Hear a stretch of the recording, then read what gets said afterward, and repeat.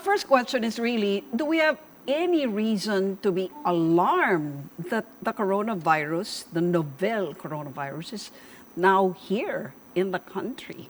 Well, it's not yet here in the country because we're waiting for the confirmation by the International Infectious Disease Surveillance Laboratory So in suspected Melbourne. pa lang. It is what we term as person under investigation. Okay. So, what if it were here and with Chinese tourists coming in droves, or at least expected to come in droves?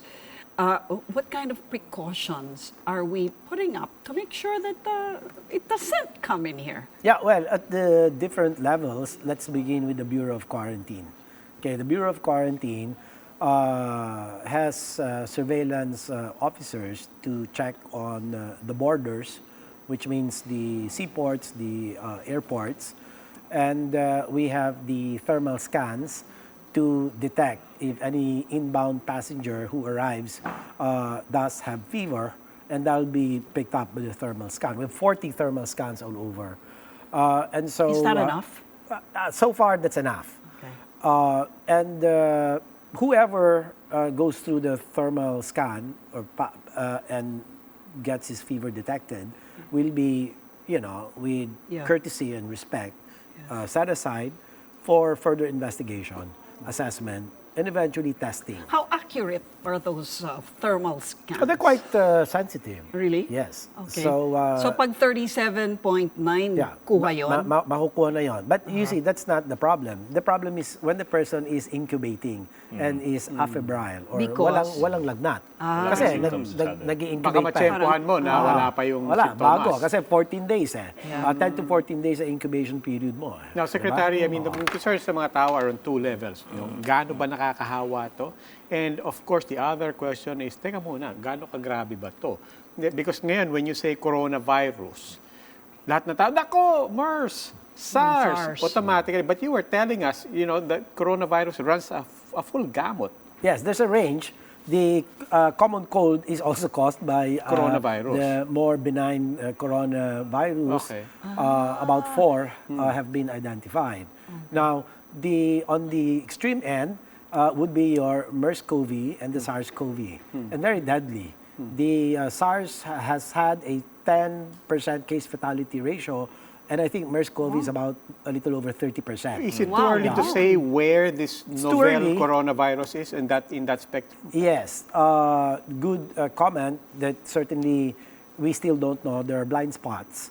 And so our ears are stuck to the ground and waiting for WHO with its constant communication with the Chinese Center for Disease Control and the Chinese Ministry of Health for the development. Okay, It's so- quite fluid. The situation is quite fluid. sir, What is it with MERS and SARS and possibly this novel?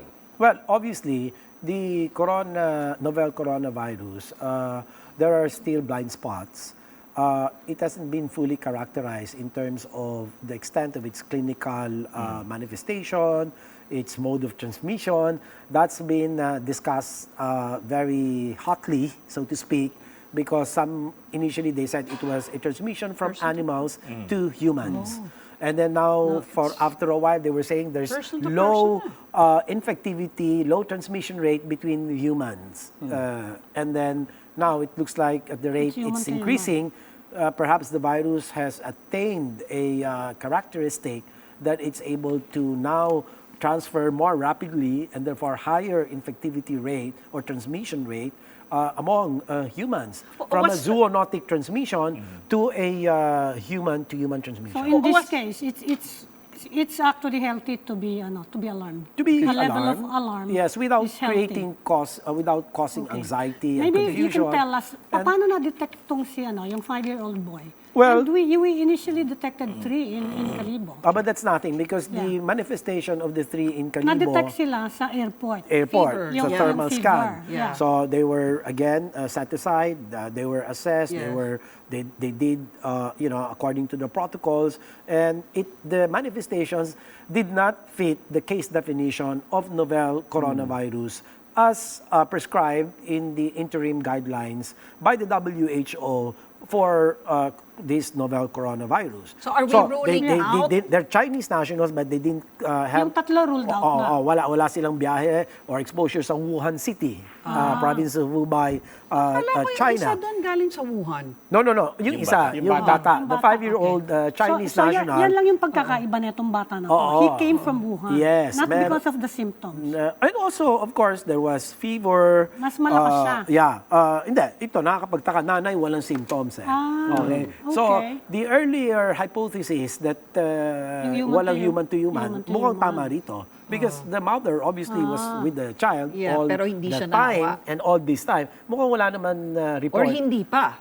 O pwedeng hindi pa, pero kung kailan ba sila ang onset of fever, Kasi 7 to... so 7. 11, minus ilagay mo na 10. Medyo matagal So 10, so that was 1, January 1. December so dapat 28. nag-manifest Medyo matagal na. na. Oo, medyo matagal na. So dapat nag-manifest, Nag-manifest na. pero so far wala pa rin.